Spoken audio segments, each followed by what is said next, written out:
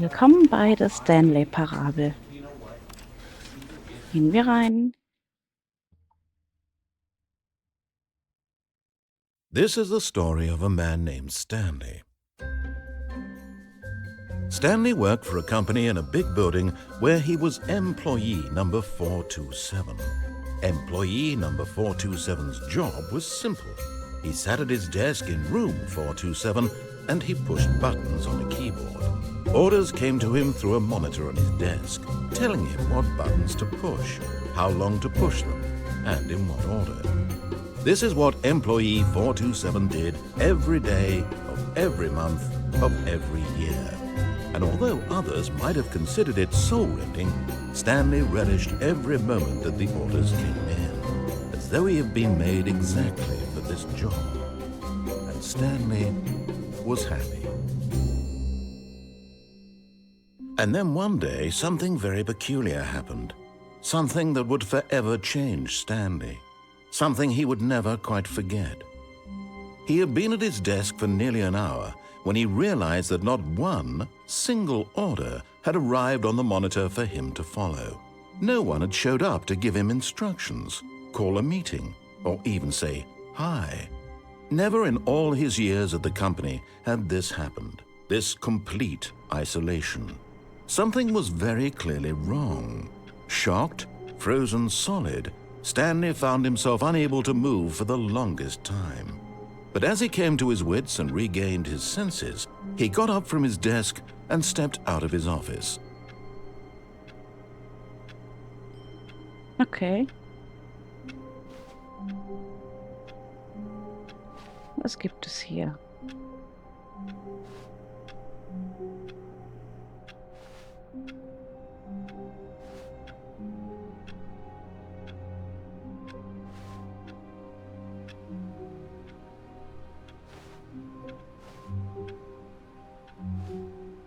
All of his co-workers were gone.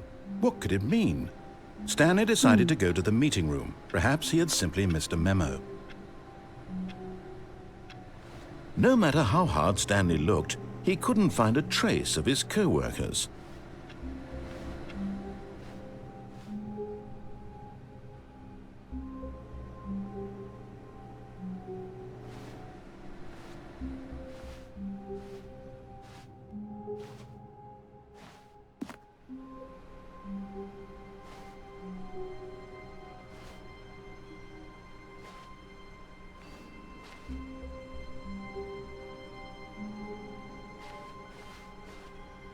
Was denn hier passiert?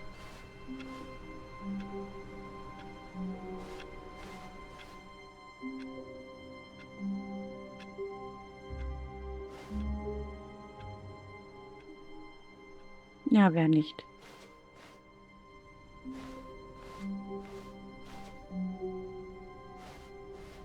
When Stanley came to a set of 2 open doors, he entered the door on his left.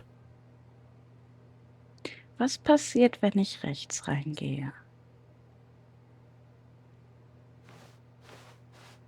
This was not the correct way to the meeting room, and Stanley knew it perfectly well.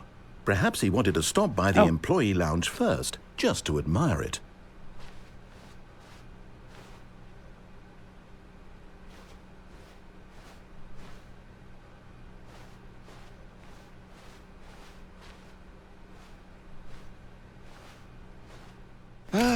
Yes, truly a room worth admiring. It had really been worth the detour after all, just to spend a few moments here in this immaculate, beautifully constructed room. Stanley simply stood here, drinking it all in.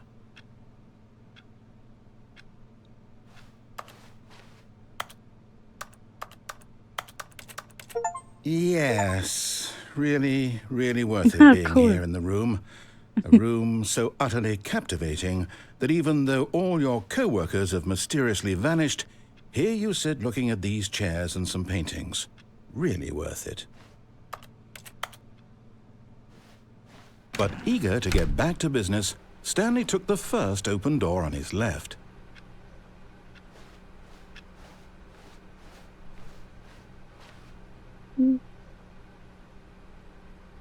Ich muss aufs Klo. Oh. Stanley was so bad at following directions, it's incredible he wasn't fired years ago.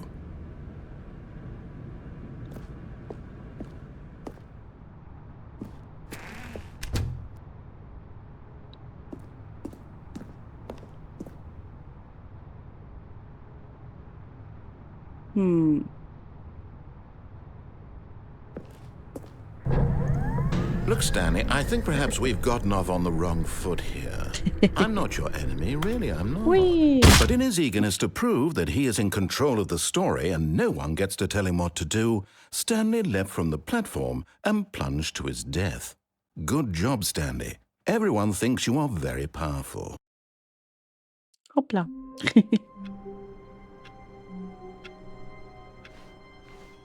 All of his co-workers were gone.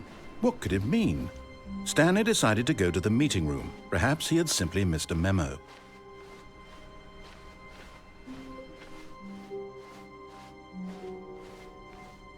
So.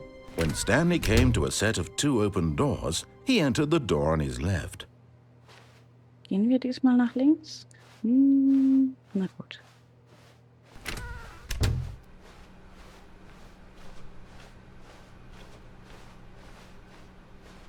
Yet there was not a single person here either.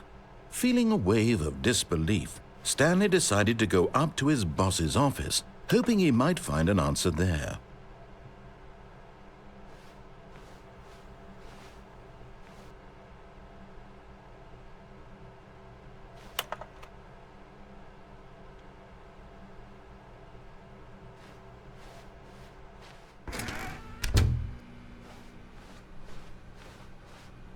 Coming to a staircase, Stanley walked upstairs to his boss's office. Nein, wir gehen runter.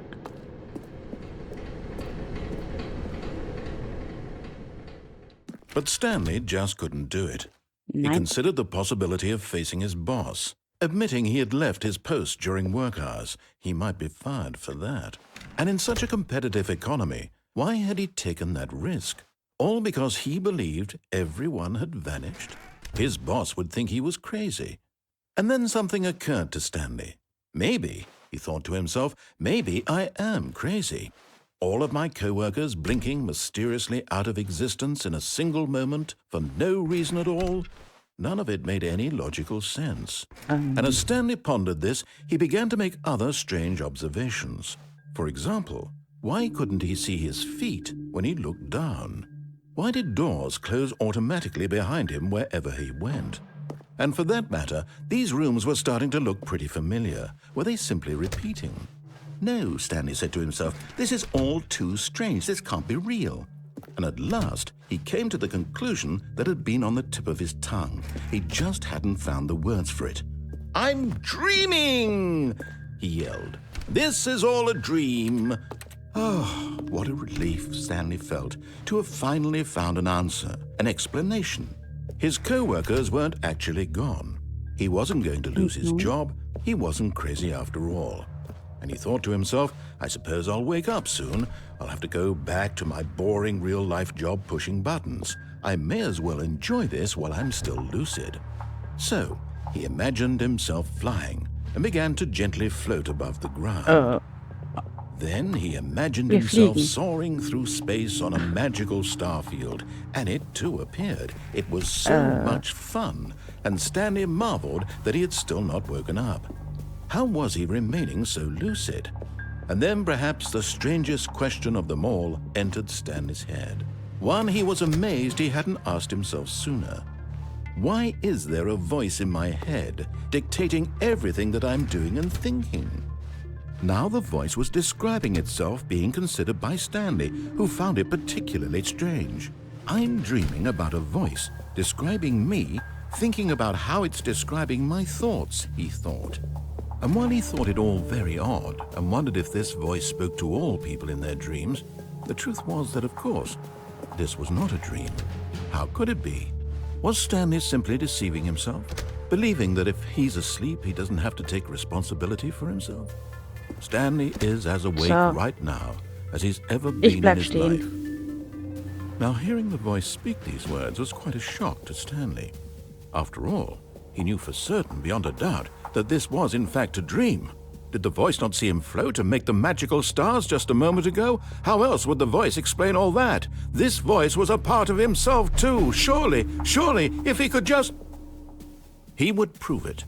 He would prove that he was in control, that this was a dream. So he closed his eyes gently, and he invited himself to wake up.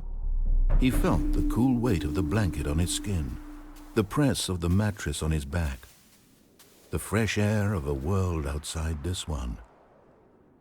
Let me wake up, he thought to himself. I'm through with this dream. I wish it to be over. Let me go back to my job. Let me continue pushing the buttons. Please, it's all I want. I want my apartment and my wife and my job. All I want is my life exactly the way it's always been. My life is normal. I am normal. Everything will be fine. I am okay. Ja, war wohl nix. Stanley began screaming. Please, someone, wake me up. My name is Stanley. I have a boss. I have an office. I am real. Please, Lass mich just someone raus. tell me I am real. I must be real. I must be. Can anyone hear my voice? Who am I? Who am I? And everything went black. Ja? Oh, okay. This is the story of a woman named Mariella. Mariella woke up on a day like any other. She arose, got dressed, gathered her belongings, and walked to her place of work. But on this particular day, her walk was interrupted by the body of a man who had Bin ich stumbled das? through town talking and screaming to himself, and then collapsed dead on the sidewalk. And although she would soon turn to go call for an ambulance, for just a few brief moments she considered the strange man. He was obviously crazy, this much she knew. Everyone knows what crazy people look like. And in that moment, Ach ja. she thought to herself how lucky she was to be normal. I am sane. I am in control of my mind. I know what is real and what isn't. It was comforting to think this, and in a certain way, seeing this man made her feel better. But then she remembered the meeting she had scheduled for that day, the very important people whose impressions of her would affect her career, and by extension, the rest of her life. She had no time for this, so it was only a moment that she stood there, staring down at the body. And then she turned and ran.